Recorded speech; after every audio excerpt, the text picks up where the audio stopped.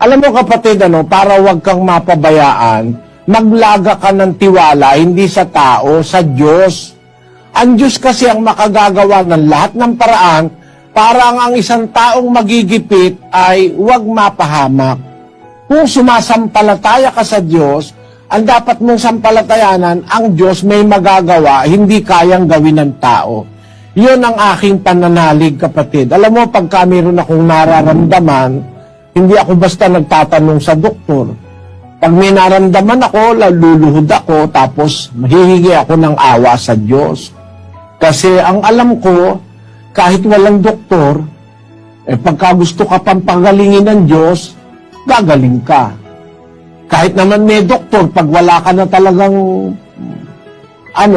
wala ka ng panahon, kukunin ka na ng Panginoon, kahit lahat ng doktor magsama-samang gumamot, hindi ka rin man mabubuhay.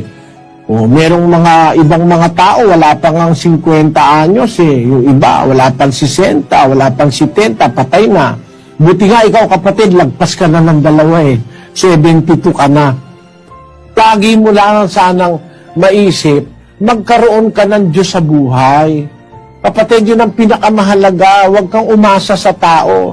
Mas mahalaga ang magagawa ng Diyos. Kaya, habang may buhay ka pa, meron ka pang konting lakas, mag-umpisa ka na maghanap ng Diyos sa buhay. Yung Diyos na totoo.